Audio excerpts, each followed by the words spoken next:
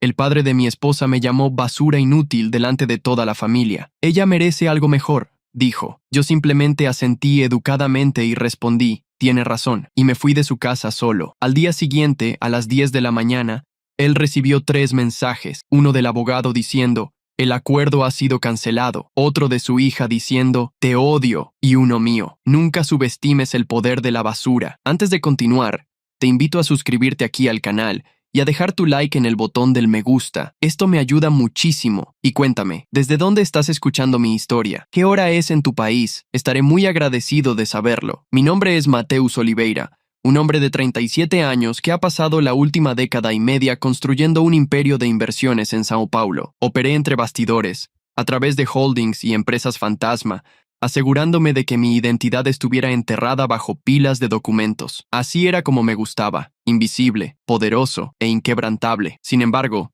aquella mañana de domingo, parado en la cocina de mis suegros, mientras Carlos Brandão agitaba su taza de café como un director de orquesta, dirigiendo una sinfonía de ofensas, me sentía cualquier cosa menos poderoso. Durante los últimos 3 años, Carlos me había llamado inútil. Repetía la misma cantaleta en todos los almuerzos familiares, festivos y visitas. Mi hija podría haberse casado con el hijo del doctor Almeida, decía, gesticulando en dirección a mi esposa, Clara. Pero no, ella te eligió a ti, un tipo que ni siquiera nos dice a qué se dedica. Clara, sentada en la mesa del desayuno, revolvía los huevos en su plato, sin levantar la mirada. Mateus trabaja en finanzas, papá, murmuró, como si intentara disculparse por mí. ¿Finanzas? Se burló él. Eso puede ser cualquier cosa. Podría estar vendiendo seguros o gestionando cuentas de jubilación en una oficina de un centro comercial. Lo observé caminar por la cocina, con el rostro cada vez más rojo. Carlos era el fundador y CEO de SolariTech, una empresa de tecnología al borde de la quiebra que no veía beneficios desde hacía años. Heredó dinero de su padre, y por eso se creía un genio de los negocios. Lo que no sabía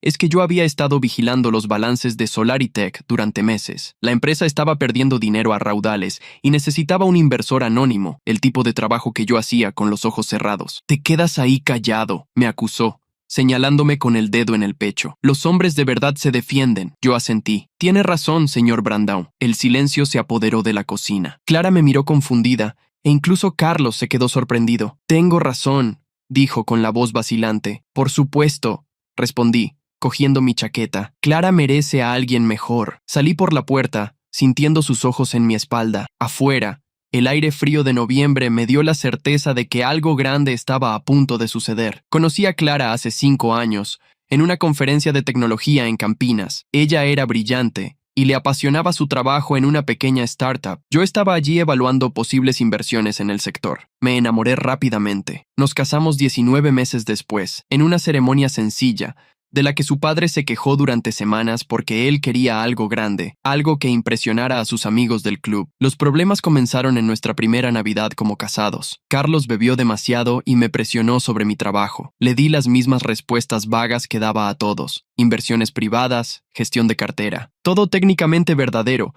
pero sin el detalle de que mi empresa, Ventures Águia, gestionaba más de 250 millones de reales. Construí mi reputación en el anonimato, dejando que otros se llevaran el crédito mientras yo cosechaba las ganancias. Carlos interpretó mi discreción como debilidad. Durante los meses siguientes, los ataques verbales se intensificaron. Hacía comentarios sarcásticos sobre mi coche y mi falta de ambición, comparándome con los médicos y abogados exitosos de su círculo social. Lo peor era ver a Clara encogerse durante estos enfrentamientos, transformándose de una científica segura de sí misma en una mujer callada y apologética. Ella me pedía disculpas después, pero nunca lo confrontaba. Hace 3 meses, descubrí algo que lo cambió todo. Investigando inversiones, encontré documentos de SolariTech. La empresa estaba en serios problemas y necesitaba un milagro. Tenía una opción: salvar la empresa de Carlos con una inversión anónima o dejarla quebrar. El empresario que había en mí vio el potencial. El yerno, algo completamente diferente. Comencé el proceso de due diligence,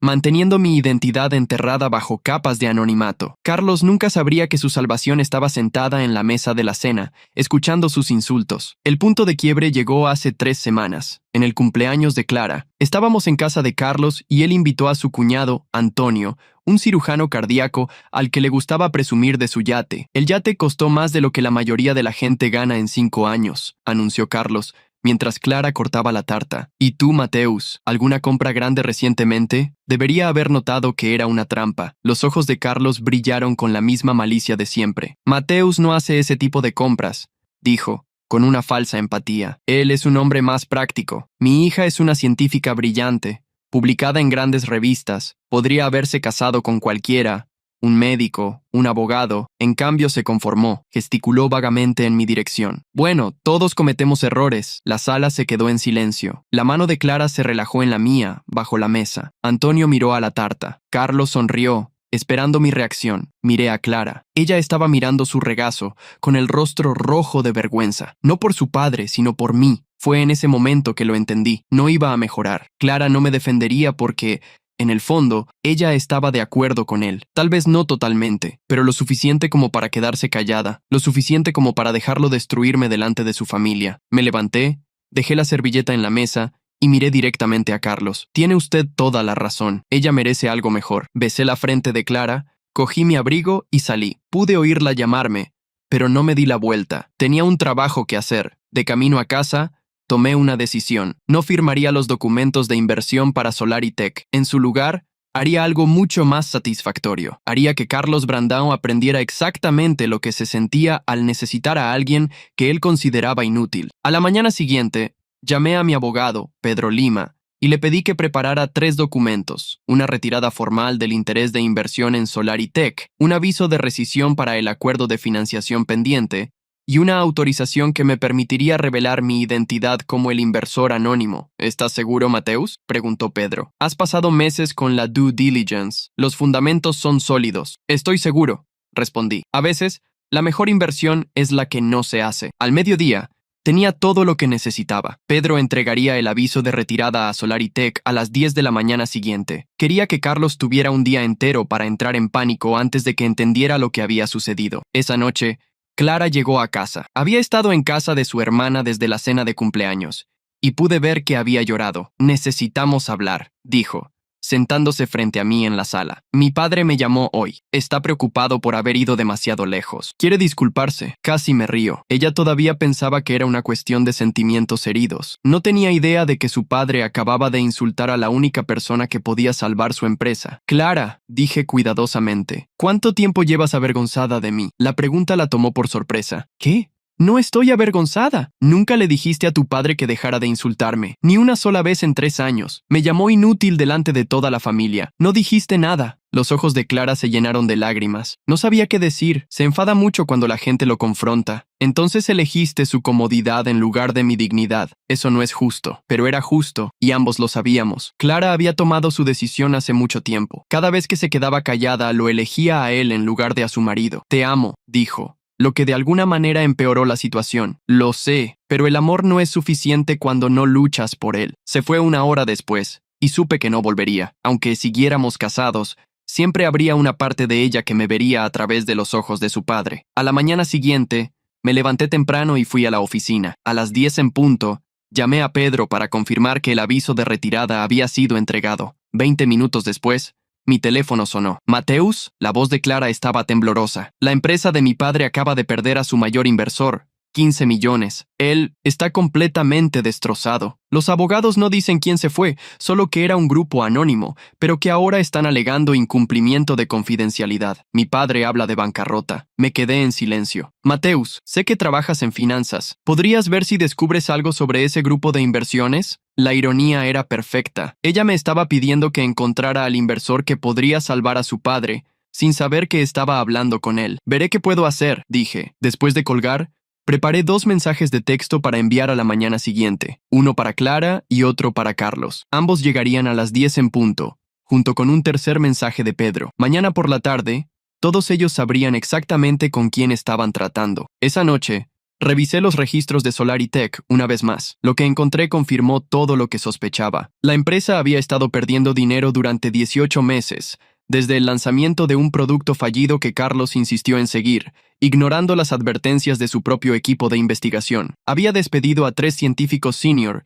y culpado al equipo por el fracaso. Lo peor era que Clara había sido una de las científicas que se opuso al lanzamiento. Escribió un análisis de 20 páginas explicando por qué el producto no estaba listo para el mercado, pero Carlos desestimó sus preocupaciones como cautela excesiva. Cuando el lanzamiento falló, le hizo la vida tan miserable que tuvo que irse. Clara nunca me había contado la historia completa. Llamé a la ex colega de Clara, la doctora Lucia Santos, que se fue de SolariTech en la misma época. ¿Puedo hablar con franqueza?, preguntó. Por favor, Carlos Brandão es un desastre. La base de investigación es sólida, pero no tiene ni idea de cómo dirigir una empresa de tecnología. Trata al equipo como si fueran peones y toma decisiones basadas en el ego, no en datos. El lanzamiento de Neurotropin, por ejemplo. Teníamos datos de pruebas que mostraban que el compuesto no era estable. Clara escribió un análisis de 20 páginas explicando exactamente por qué fallaría. Carlos la ignoró, insistió en el lanzamiento, y la empresa perdió casi 3 millones cuando la Anvisa rechazó la solicitud. La culpó del fracaso, dijo que era negativa y poco comprometida, y hizo que el ambiente de trabajo fuera tan tóxico que tuvo que irse. Después de colgar, me senté en mi oficina hasta casi la medianoche. La inversión que había preparado no solo salvaría la empresa de Carlos, sino que también lo recompensaría por años de arrogancia. Eso validaría su creencia de que siempre tenía razón, incluso cuando estaba catastróficamente equivocado. Y lo más importante,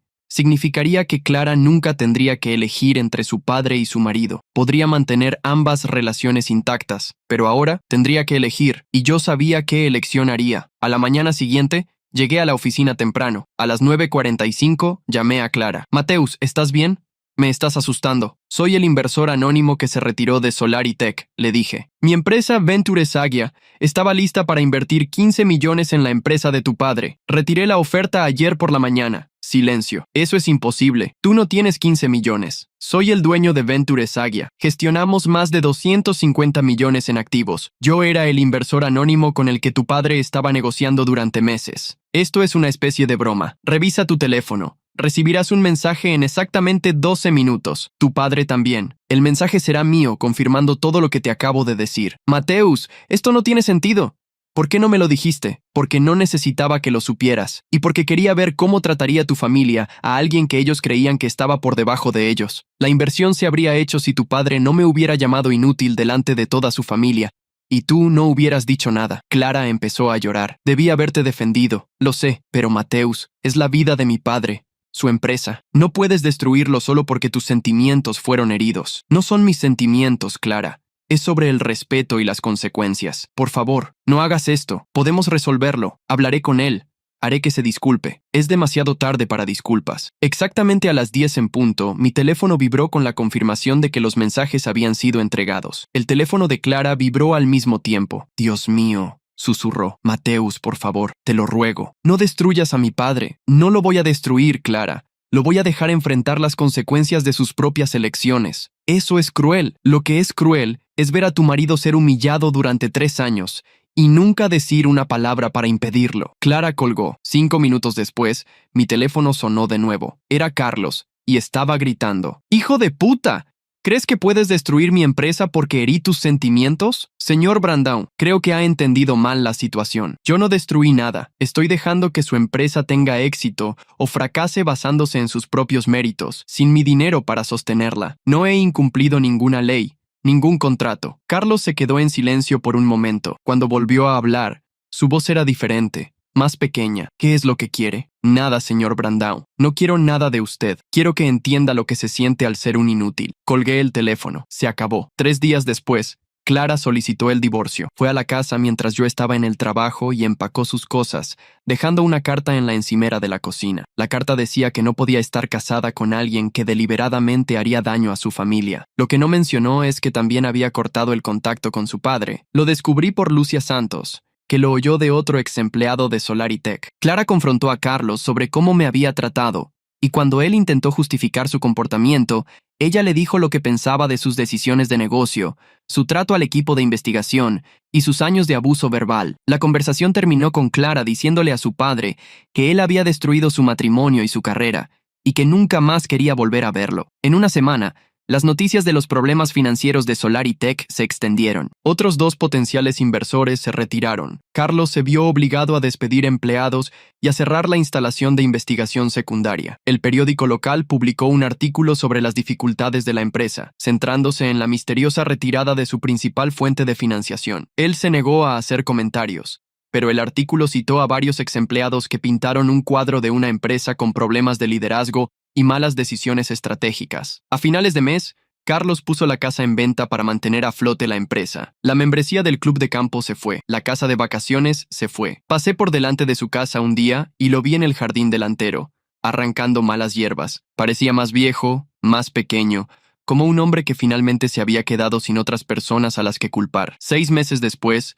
SolariTech se declaró en bancarrota. Carlos logró encontrar un comprador para algunos de sus activos de investigación, pero la empresa en sí fue liquidada. Aceptó un trabajo como consultor para una empresa más grande, trabajando en una pequeña oficina en un centro comercial cerca del aeropuerto. El hombre que pasó años dándome lecciones sobre el éxito y la realización, ahora se desplazaba al tipo de oficina anónima de la que se había burlado. Clara nunca me contactó directamente, pero escuché de amigos en común que había asumido un puesto en un instituto de investigación en California. Le estaba yendo bien, publicando artículos y dando conferencias de nuevo. Encontró su voz en la ciencia, aunque nunca la hubiera encontrado en nuestro matrimonio. Vendí la casa en Sao Paulo y me mudé a Curitiba, donde abrí una nueva oficina para Ventures Águia. El cambio de escenario me sentó bien. Nunca más supe de Carlos, pero no lo necesitaba. Los periódicos de negocios me mantuvieron al tanto de su caída, con cada empresa fallida, con cada oportunidad perdida, con cada vez que alguien elegía no invertir en sus proyectos, debido a su reputación de tomar malas decisiones. Carlos Brandão aprendió lo que era ser descartado, ignorado y considerado sin valor por las personas que tenían su futuro en sus manos. Descubrió que el respeto no era algo que se podía exigir o heredar, era algo que se ganaba a través de cómo se trataba a los demás, especialmente cuando se pensaba que no podrían defenderse. Qué bien se vivía en ese mundo de apariencias, donde mi padre dirigía a la familia como si fuera un consejo de administración, y yo, la hija obediente, solo me faltaba firmar el balance de la conciencia. Creía que el amor era paciencia, silencio, resignación, como si cada insulto a Mateus fuera una nota baja que podía ignorar en la hoja de cálculo de la convivencia. Descubrí demasiado tarde que el inútil no era él, sino el trono de vanidad en el que se sentaba mi padre, sostenido por mis omisiones. Cuando finalmente hablé, ya los había perdido a ambos, al marido que me amaba en silencio, y al padre que idolatré hasta que vi lo pequeño que era sin su dinero y su cargo. Ahora, desde California, donde mi voz resuena en conferencias y ya no se pierde en cenas tóxicas, sonrío con ironía. El hombre que llamó a mi marido nadie se redujo a eso, un 0 a la izquierda en el mercado del respeto. ¿Y yo? Aprendí que la dignidad no se hereda, se conquista, y a veces solo se encuentra cuando ya todo se ha perdido. ¿Qué harías si estuvieras en mi lugar? Me encantaría saber tu opinión en los comentarios. Y si te gustó mi historia, te invito a suscribirte al canal, a dejar tu like en el botón del me gusta, eso me ayuda mucho. También compártela con más personas. Tu participación es muy importante para mí. Cuento contigo, ¿vale? Te espero en la próxima historia.